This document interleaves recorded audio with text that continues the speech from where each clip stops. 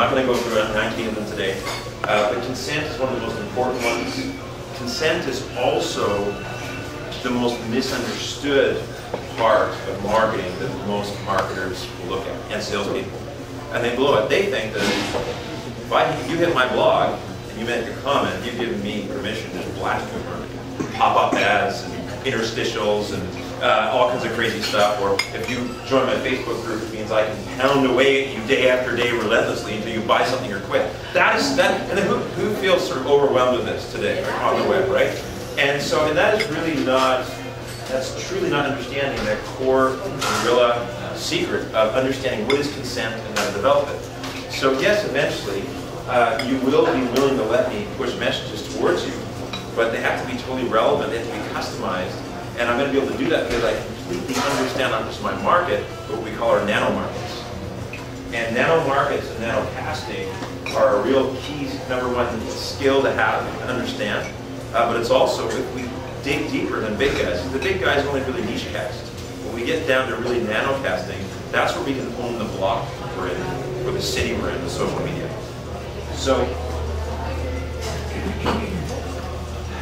first step in consent is not actually below, it's discovery. And so a good guerrilla social media marketer, what they understand is they have to be highly discoverable. So this is where I hear people say, well, due to Twitter and Facebook and LinkedIn and all these fantastic tools, Google is losing its power, and you really don't have to worry about Google. Just go out and blog and do your thing and tweet and have Facebook pages and you'll be fine. And that's absolutely wrong. Google is still the #1 discovery engine on the internet. And so understanding search engine optimization is very important. But also, if you look at hyper-local marketing, who here has got a local market they're focusing on, right? So many of us. So if we're looking at hyper-local marketing, really even understanding Google Places is absolutely vital as well. Who has a Google Places listing? Okay, so if you don't know what that is, go to google.com/places. It's very important, that's where it starts. And then from there, move into really looking at investing in optimizing your blog and your site. And having a blog, #1. And so the first thing we look at discovery is that a good guerrilla social media marketer understands that their #1 asset is their guerrilla marketing headquarters. And your guerrilla marketing headquarters is a social site or a blog. It's not a static website. A lot of people will tell you, no, I'm on Facebook and I'm on LinkedIn, I'm on Twitter, and that's where I do my engagement. I don't need a site. But at the end of the day, your website or your social site or your blog is your home base. One of the reasons why is, you know what, if you make a few comments on a Facebook page, I don't like it, and I complain about it, and it does violate the terms of service, or maybe it doesn't, or maybe some of your members do it, you're on holiday, and there's all these comments on your page, you can see it. Next thing you know, your page is gone. And you've lost that list you built, because you know what, Facebook, LinkedIn, Twitter, I love them all, but they own your list. So your headquarters, #1, is highly optimized for search engines, but it's also highly optimized for connecting. So capacity to subscribe, multiple ways to communicate, and yes, creating redundancy across all your networks. So on your website, you're going to promote your Facebook page, your Twitter, your LinkedIn, your YouTube channel, or just an old-fashioned phone call or coffee, whatever it might be, but multiple channels, have the headquarters dialed in. But also, look at through all your networks and making yourself highly discoverable. So I don't have some screen caps here right now today, but who here is on LinkedIn? Who here uses the SlideShare app for LinkedIn? Who has YouTube videos you use for marketing your business? Who has them on your LinkedIn profile? 2, right? So there are ways to get your video in there. My whole point is that we should maximize all the apps in LinkedIn to not have it be a static resume, but actually a dynamic place where I can watch videos, I can read a PDF, I can see what your favorite books are, I can look at your blog feed, I can see what's been tweeting. It is an absolute portal to understanding everything about your profession. So when I look at that, just one example, is that every one of your social media destinations to be engaging and discoverable has to be maximized. So think maximize, don't just think profile, think engagement page. Your YouTube page, your LinkedIn, your Facebook page, all these, even your Twitter profile has to be an engagement page. So the first step is discovery. So #1, can I Google you? And #2, when I land there, it's something I want to look at. Pretty simple. So discovery is the first one. And the next step, consent, is consumption. So the next step in consent is consumption. So we've transferred out of, you saw we had a few problems with the Mac connection going from digital to analog to digital.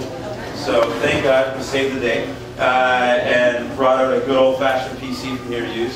But something got lost in translation. So we've got a bunch of gratuitous bullets here, so bear with me. I will post for you guys on SlideShare and then embed it in my Guerrilla blog, like literally the next 24 hours, pretty version. So there we go. But consistent, consumption is about consistent and relevant content and conversations. That is the key, consistent and relevant content and conversations. And a lot has to do with effectively nanocasting. So when we think about social spam, really what social spam is, it's not like old-fashioned spam where I don't even know you, I grab your email address using a robot and I blast stuff at you. Today, my belief is social spam is simply, even if you have 100 friends and they know you personally, you can still spam them socially by sending them irrelevant information. You know, aggregate that list of 100 people into 10 lists of 10 and send each group relevant content. Produce relevant conversations for those groups. So, from a marketing perspective, we started off with broadcasting. So I go way back to the analogy of I Love Lucy. Back when that was the show. If you wanted to win in marketing, you just had to have enough dollars to buy all the eyeballs in North America. And that's how we branded. And then we got into the 500 channel universe. We got into more complex demographic breakdowns. We look at various cultures and different communities, and we realized as marketers, you know what, I need a narrowcast. So I'm not going to have to not just buy this ad here. I'm going to have to find out there's a certain channel and a certain time of day, a certain demographic watches it, and that's the way I want it. Then from there, we moved to niche casting, which is digging down deeper and realizing that, you know what, it's not just a certain channel, but it's a specific show and advertise to reach a specific demographic, or a specific magazine I'm going to buy an ad in, or a specific section on a certain day. And that was really, from a niche marketing perspective, what we did. We began to understand the consumer a little better. But even if we're in a niche, for instance, an example of a niche would be financial advisors. How many people here are financial advisors? One, two financial advisors in the room. So if I were to market to two of you exactly the same, because you're financial advisors, that's a niche, I could really miss it. One would be focused on high net worth individuals. The other one, for instance, would be focused on, let's say, what do you call it? Pardon? Legacies, thank you. That was really the legacies. People who are retiring and transferring power over to other people. And so if I was trying to market to you both the same way, I'm going to miss in most cases. I'm going to be 50% effective. So it's like the same perspective I look at from Ford Motor Company. Is that, yeah, sure, they sell trucks, but they've got commercial trucks, and they've got trucks for consumers. But beyond that, even from a commercial perspective, we've got large fleet and small fleet. And if you dig down even the small fleet, you've got franchise owners and you've got independent operators. And all those people have very different needs. But what happens is most of them are just marketed to what? En masse. So even within a niche, it's still to a large degree a social spectrum or irrelevant content. Now, it still works, but guerrilla marketers understand they want to maximize every hour and every penny they spend. And just a little bit of aggregation and truly understanding and segmenting our list and listening effectively, we can be highly effective with all of our communications. So, I think about nanocasting here, just that example. I could sell Ford vehicles, I could sell Ford commercial trucks, or if you can see this guy, this is Mike Jagger from Providence Security, or I could just develop a website specifically for managing fleets for security companies. And all of a sudden we go from broadcasting to a niche to being completely and 100% relevant to the individual market. And we own not the whole market. Maybe I only do that website for people who run security companies in British Columbia. But I can own that specific nano market. And the big guys can't beat me because they're not as relevant in their online content. So, 3 to 5. Steps 3 to 5 around consent. Beyond consent.